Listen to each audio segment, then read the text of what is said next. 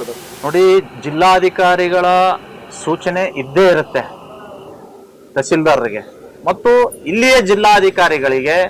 Alibaba Chalisa ಚೋರರು ಇಲ್ಲಿಯ ಡಿಎಂಗೆ ಒತ್ತಡ ಮಾಡಿರ್ತಾರೆ.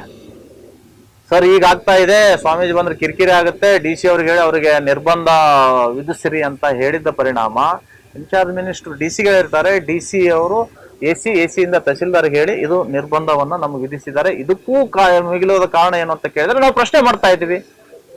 ಅಕ್ರಮ ಟ್ರಸ್ಟ್ ಅಂತ ಹೇಳಿದ್ದು ಅವರಿಗೆ ತೊಂದರೆ ಆಗ್ತಾ ಇದೆ, ಅದನ್ನ ಅವ್ರಿಗೆ ಸಹಿಸ್ಕೊಳಕ್ ಆಗ್ತಾ ಇಲ್ಲ. ಇವ್ರು ಬಂದ್ರೆ ಇಲ್ಲಿ ಜನರಿಗೆ ಜಾಗೃತಿ ಮಾಡ್ತಾರೆ, ನಮ್ ಬೆಳೆ ಬೆಳೆಯೋದಿಲ್ಲ, ನಾವು ಈ ದೇವಸ್ಥಾನದಿಂದ ಒಂದು ಇಮೇಜ್ ಕ್ರಿಯೇಟ್ ಆಗ್ತಾ ಇದೆ ನಮ್ಗೆ, ಇವರೆಲ್ಲ ಬಂದು ಹಾಳು ಮಾಡ್ತಾರೆ, ದೇವಸ್ಥಾನದಿಂದ ನಮ್ಗೆ ದೂರ ಇಡ್ತಾರೆ ಅನ್ನುವಂತ ಕಾರಣಕ್ಕಾಗಿ ಇವತ್ತು ನಮಗೆ ಈ ಅಲಿಬಾಬಾ ಚಾಲಿಸ್ ಚೋರ್ ತಹಸೀಲ್ದಾರ್ ಮೇಲೆ, ಇಲ್ಲಿ ಡಿಎಂ ಮೇಲೆ ಒತ್ತಡ ಹಾಕಿ ನಮಗೆ ನಿರ್ಬಂಧ ವಿಧಿಸಿದ್ದಾರೆ. ದುರಂತ ಅಂದ್ರೆ ಒಂದೇ ಒಂದು ಸೂಜಿ ಕೂಡ ಆ ದೇವಸ್ಥಾನದಿಂದ ಕಳ್ತನ ಆಗದ ಹಾಗೆ ನೋಡ್ಕೊಳ್ಬೇಕು ಭಕ್ತರಂದ ಮೇಲೆ.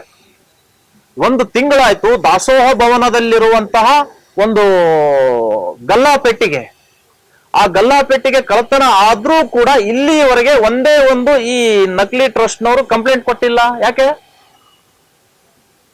ನಾವು ದೊಡ್ಡದು ಹೊಡಿತೀವಿ, ಸಣ್ಣದು ಹೊಡೆದಿದ್ದಾನೆ ಹೋಗ್ಲಿ ಬಿಡೋ ಮಾಫ್ ಅಂತ ಹೇಳಿ ಅದನ್ನ ಬಿಟ್ಟಿದ್ದೀರಾ?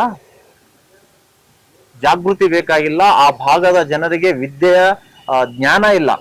ಕೇವಲ ಇಂಥವ್ರು ಆ ಜನರನ್ನ ದುರ್ಬಳಕೆ ಮಾಡಿಕೊಂಡು ವಿದ್ಯೆ ಕೊಡದೇನೆ ಕೈಯಲ್ಲಿ ಲಾಠಿ ಕೊಟ್ಟು ಎಣ್ಣೆ ಕೊಟ್ಟು ಅವರನ್ನ ದಂಗೆ ಮಾಡ್ಲಿಕ್ಕೆ ಇವತ್ತು ಆ ಟೀಮ್ನವರು ನಿಲ್ಲಿಸಿದ್ದಾರೆ. ನೋಡಿ, ಇದೇ ವಿಡಿಯೋ. ದೇವಸ್ಥಾನದಲ್ಲಿ ಕಳ್ತನ ಆದ್ರೂ ಕೂಡ ಪೊಲೀಸ್ ಅಧಿಕಾರಿಗಳೇ ಹೇಳಿದ್ದಾರೆ ಅದು ಕೊಡಿ ಕಂಪ್ಲೇಂಟ್ ಅಂತ, ಆದ್ರೂ ಇವ್ರು ಕೊಡಕ್ ರೆಡಿ ಇಲ್ಲ ಅಂದ್ರೆ ಕಾರಣ ಏನಿದು? ಜಿಲ್ಲಾಧಿಕಾರಿಗಳು ತಾವು ನೋಡಿ, ಜಿಲ್ಲಾಧಿಕಾರಿಗಳಿಗೆ ಒಂದು ಒಳ್ಳೆ ಹೆಸರಿದೆ ಕರ್ನಾಟಕದಲ್ಲಿ, best IAS officer in Karnataka. ಆದ್ರೆ ಇವತ್ತು ಕಲಬುರಗಿಗೆ ಬಂದು ಇವರು ಆ ಹೆಸರನ್ನ ಕೆಡಿಸ್ಕೊಳ್ತಾ ಇದ್ದಾರೆ ಅಂತ ನನಗೆ ಅನಿಸ್ತಾ ಇದೆ. ಎಲ್ಲಾ ಕಡೆನೂ ಚೆನ್ನಾಗಿ ಕೆಲಸ ಮಾಡಿದ್ದಾರೆ, ಇಲ್ಲಿ ಕಲಬುರಗಿಯಲ್ಲಿ ರಬ್ಬರ್ ಸ್ಟಾಂಪ್ ಆಗಿ ಕೆಲಸ ಮಾಡ್ತಾ ಇರೋದು ಯಾಕೆ? ಇದಕ್ಕೆ ಬೆಲೆ ಇಲ್ವಾ? ಇದು ಯಾರಾದ್ರೂ ನಾವು ಮಾಡ್ಕೊಂಡು ಬಂದಿದ್ದ ಅಥವಾ ದಂಡಗುಂಡ್ ಸ್ವಾಮೀಜಿ ಮಾಡ್ಕೊಂಡು ಬಂದಿದ್ದ? ಇದಕ್ಕೆ ಬೆಲೆ ಇಲ್ಲ ಅಂದ ಮೇಲೆ ನೀವು ಆ ಹುದ್ದೆಯಲ್ಲಿ ಮುಂದುವರ್ಲಿಕ್ಕೆ ಅರ್ಹರ? ಅದನ್ನೇ ಹೇಳೋದು, ನಿಮ್ಮ ಹೆಸರು ಉಳಿಬೇಕಾದ್ರೆ ನೀವು ತಕ್ಷಣವೇ ಅಲ್ಲಿ ಆಡಳಿತಾಧಿಕಾರಿಯನ್ನ ನೇಮಕ ಮಾಡಬೇಕು ಅನ್ನುವಂಥದ್ದು ನಮ್ಮ ಒತ್ತಡ ಇದೆ. ಇದನ್ನ ನಾವು ಈಗ ಸದನ ನಡೀತಾ ಇದೆ, ನಾವು ಉಪವಾಸ ಕುಂತದ್ದು ಸದನದಲ್ಲಿ ಚರ್ಚೆ ಆಗ್ಬೇಕು, ಸದನ ಗಮನಕ್ಕೆ ಬರ್ಬೇಕು ಮತ್ತು ಕಾಂಗ್ರೆಸ್ಸಿನ ಹೈಕಮಾಂಡ್ ಗಮನಕ್ಕೂ ಬರ್ಬೇಕು. ಯಾಕಂದ್ರೆ ರಾಹುಲ್ ಗಾಂಧಿ ಅವರು ಸಂವಿಧಾನ ಅಂತ ಪುಸ್ತಕ ಹಿಡ್ಕೊಂಡು ಓಡಾಡ್ತಾರೆ.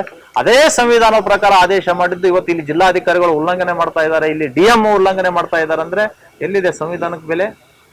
ಈ 14ನೇ ತಾರೀಕುವರೆಗೆ 48 ಅವರ್ಸ್ ನಾವು ಟೈಮ್ ಕೊಡ್ತಾ ಇದ್ದೀವಿ.